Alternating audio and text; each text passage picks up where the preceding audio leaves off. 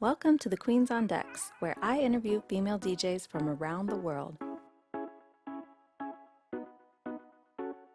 I am Michelle Miller, your host of the Royal Queens Rising podcast. We share our inspiring stories and secrets to our success.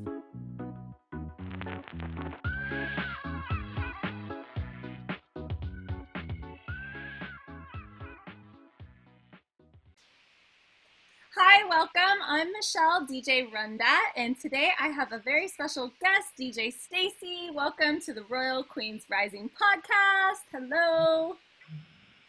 Thanks for having me. Yeah, it's so nice to connect again. I feel like a lot has happened in this past year, so I'm excited to dive in. Yeah, really. Well, I feel like I'm barely clinging to the identity of being a DJ right now since I haven't DJed in so long. I was at least live streaming before I moved, but I just recently moved, and since I've relocated, which was about 2 months ago, like I still haven't gotten my equipment shipped to me yet, which is a whole other long story. And yeah, so I feel like the least DJ-ish I have been in a very long time at this particular moment. So Yeah, I bet you're not alone with that because I've talked to a lot of DJs, a lot of women, and some just don't even feel like DJing. And then there's you. You just moved to Cancun, Mexico, which I'm really excited for you.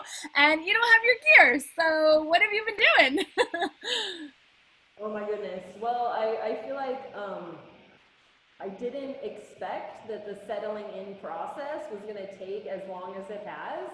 I have lived in Mexico before, but I never owned a house.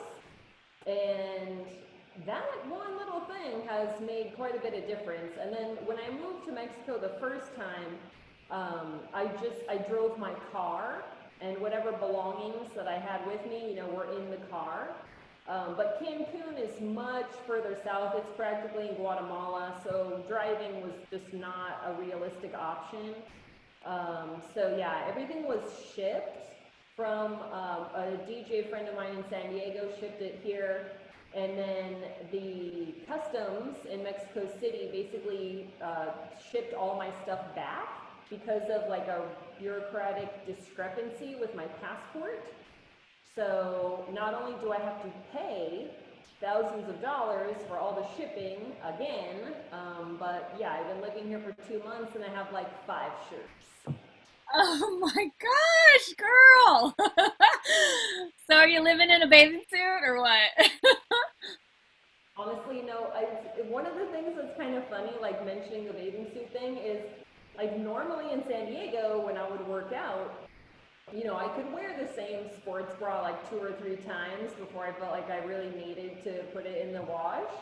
Because I'm just not like it's not humid there. And here, I feel like you wear your sports bra once, and everything has to get washed. Everything has this shelf life of like 20 minutes as far as that goes. Like anything you're exercising in because it's so humid. So I did have to buy a whole bunch of more sports bras and like workout clothes right away because I realized like, well, I can't do laundry like every 3 days. This is not going to be working out. So, but as far as the shirts and stuff, I'm trying to tough that one out and just wait until the rest of my clothes get here. Oh my gosh. So speaking of working out, so you are DJ Staci, the track star. So let's talk about your name. How did you get your name? Sure. Well, I started running track when I was 6 years old, and I competed in track all the way, from first grade through college. And when I was in college, I was a two-time NCAA All-American in track and field. So yeah, and then just I won like state championships and stuff like that, as a kid and um, everything. So yeah. Wow, that's really cool. I actually tried to pole vault when I was a freshman, and I just remember just like ramming into the pole. Like you're running with a 14-foot pole, and you got to get in the hole, and then you got to get yourself up and upside down and over. And it was quite the adventure. It only lasted one season.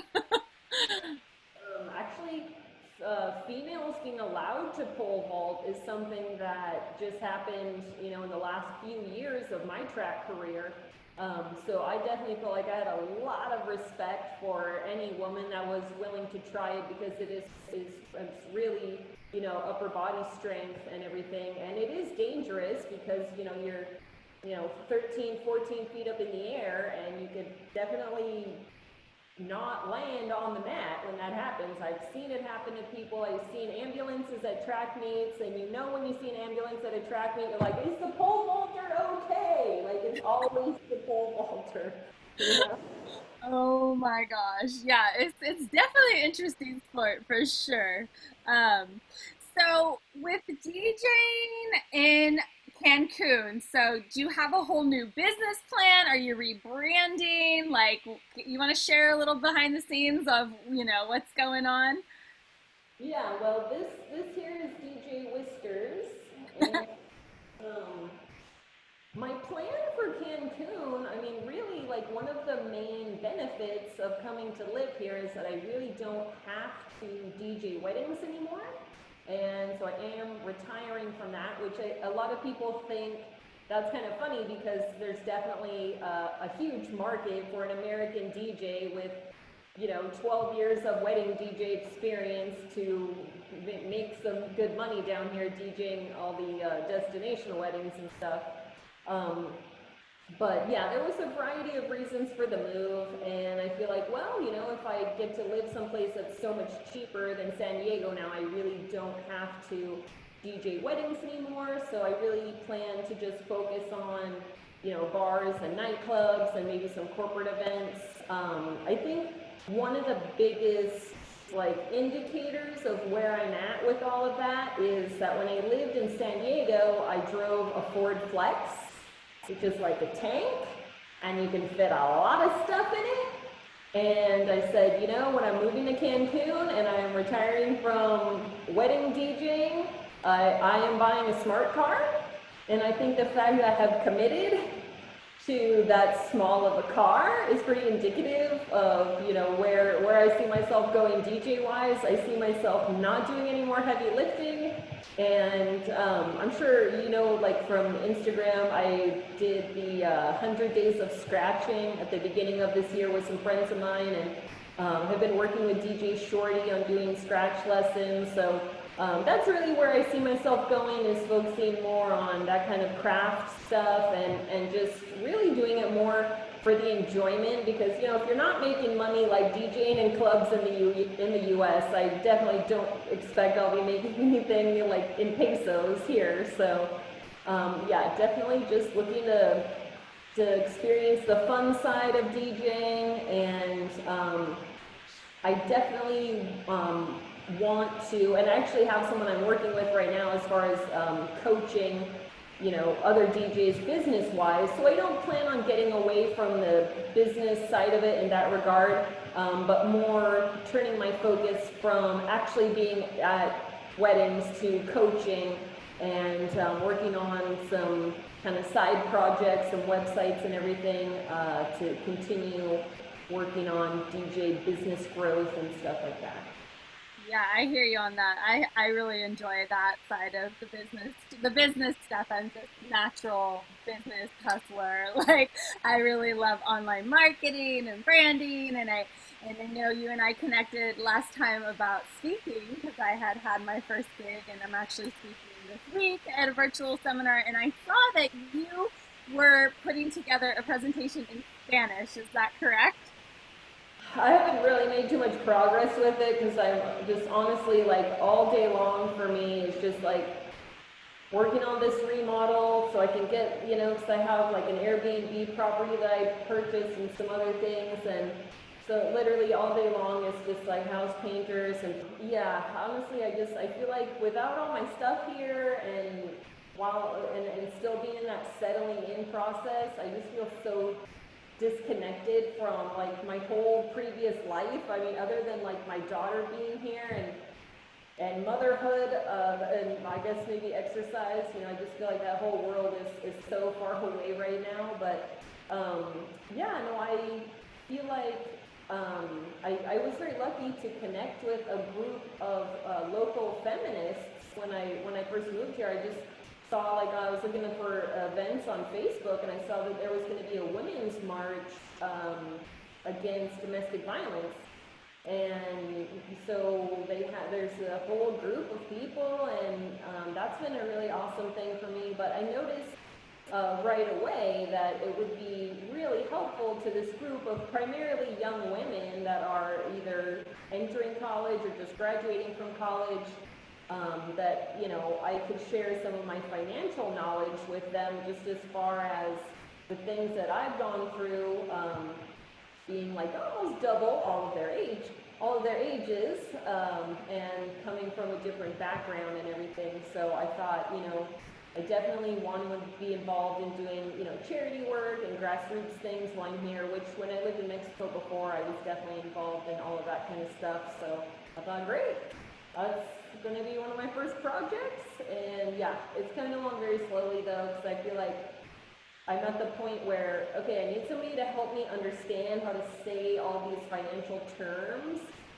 like REIT or an ETF, or even just like budget. There literally is not really a word for budget in Spanish in the same context that we use it in English. Anyway, so I'm kind of stuck at that point, but I will figure it out. If I have to like pay a Spanish financial planner to teach me all these words, I'll figure it out. So. Wow.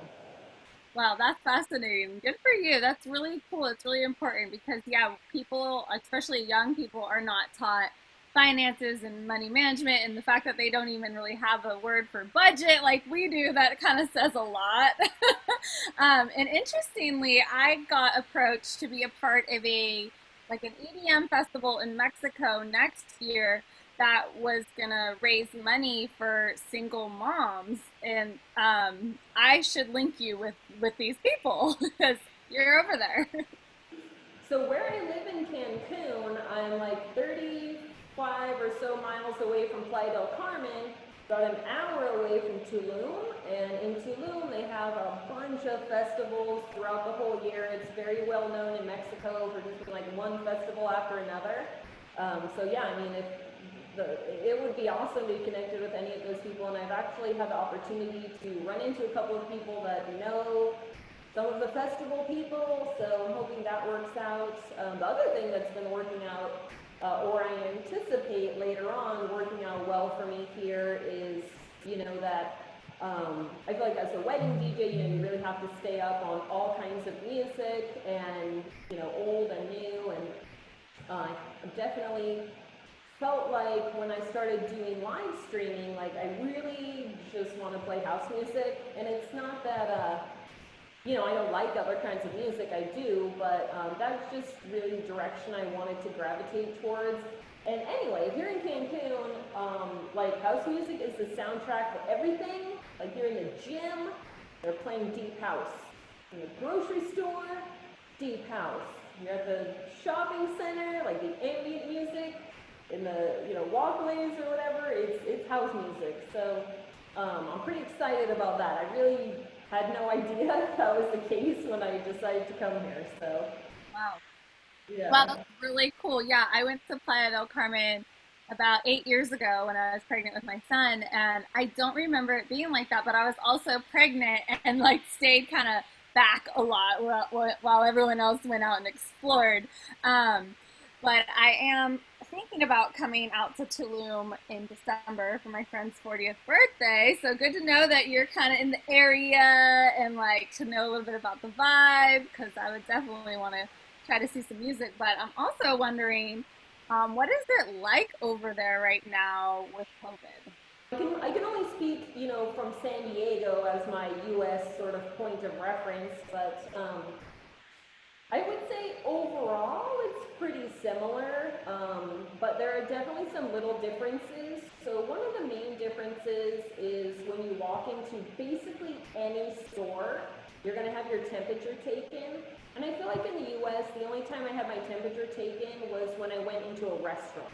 But here, if you go into Home Depot or like a grocery store, literally any building, even if I just go to a friend's house and they live in like a, you know, like a residential neighborhood where they have like security in the front or whatever, I would have to get my temperature taken. Or to go to the mall, you get your temperature taken at the front door, and then every store that you go in at the mall, they're going to continue to take your temperature. So you could have your temperature taken, 20 times in an hour. Also, hand sanitizer is like forced on you every time you enter any building.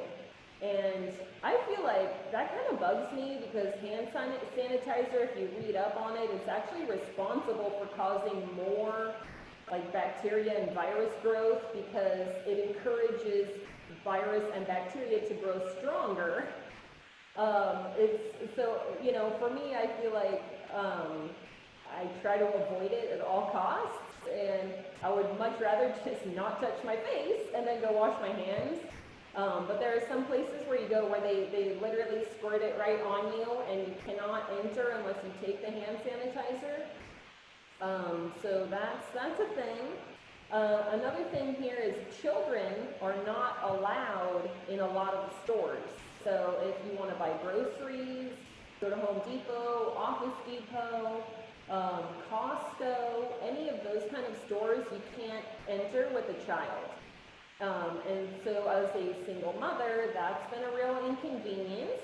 I've definitely had to figure out plans for how I'm going to leave Jennifer in the car and not have her die of overheating. So you got to leave your air conditioning running, sometimes for as long as like 45 minutes, while your kid is sitting in the car. And I mean, she's 8. Like if this were a couple of years ago when she was younger, honestly, I don't know, I'd have to figure something else out. So that's a difference. The beaches in San Diego were open when I left, and were pretty much open for the majority of the time that we've been in quarantine. But the beaches here just reopened like 2 weeks ago, and they're only open from 9 to 5 every day. So basically, if you work, you really can't go to the beach. Like I wanted to go running at 8 o'clock in the morning, which is always when I work out. I wasn't able to run on the beach. What else? I would say that's really, I think, the main couple of things that I've noticed that are different. School is still online. I don't know of any schools here that are back in person. I did understand that in San Diego, some of the schools have they've been allowed to go back in person, but I'm not sure if any of them are actually doing it, but I know that they are allowed to if they want to. The plan here for school when that does happen is they'll have 1 day in person and then 1 day back online and then 1 day back in person, so they're going to kind of do it in stages. So that's about it. That's all I know. Yeah, what about the bars and clubs? Oh yeah, all those places are primarily closed, but here I feel like the main difference is the government hasn't, I mean, from what I understand, from what I see, the government doesn't seem to have required any businesses to close, but many have closed voluntarily. And again, I'm not exactly sure on this, but I just feel like from the variety of businesses like hair salons and stuff, I see that they are open, but nobody's in there. So I think what's happening is people are taking the quarantine a little bit more seriously than what I saw people doing in San Diego. I mean, in San Diego, if it was open, there were people there. Here, businesses are open, but nobody's in them. Yeah. So I think that's a big difference. I do know, like across the street from where I live, there is some kind of a nightclub because on Friday and Saturdays I hear loud music and see lights flashing. But whether there's people in there, I don't really know.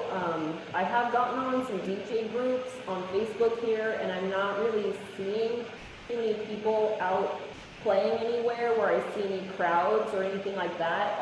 I've definitely seen pictures where people have been sort of like at an open air, like beachside bar or something, that type of a place, and they've been playing music, but Yeah, Yeah. definitely like Coco Bongo and the other like main clubs here, Mandala, those places are closed. Wow. It's so fascinating to me how all around the world it's very different. And even in the US, I'm sure you kind of see some of the same stuff I see because share a lot of the same network of people that all over the country in different states it's so different. And even here in California, I'm in Northern California in Humboldt County, which we have been not in the same category as everybody else, but we've still been pretty strict about bars and weddings and events. Like you can have a ceremony now with certain restrictions, but you can't have the reception. But then, you go see a DJ across the country somewhere and they're like full on, and it's like really unfair. A pandemic or anything, yeah, no, I agree. There's a wide variety of different things. Yeah, yeah. Um, well, I want to thank you for being on the show again. And is there any last thoughts or anything you want to share with us? No, I mean, I just think it's really awesome all the work that you're doing to bring together the female DJ community. And, I just wish you all the success with speaking and your books. And as somebody that also is, a lover of social media marketing and digital marketing, I know all the behind the scenes things that it goes into to, get things up on all these different channels. And, so just a lot of respect for what you're doing, and I wish you all the success. Oh, thank you so much. I appreciate that. Yeah, wonderful. All right, thanks guys for tuning in. Till next time. Bye. Bye. Go to my website to claim your free gift, a digital copy of my best-selling book, How to Start a DJ Business. www.djrundat.com. Follow me on all social media handles: Facebook, Instagram, Twitter, and Twitch at DJ RunDat. Be sure to subscribe to my YouTube channel. To learn how you can book me or work with me, go to my website or email me at michelle@djrundat.com.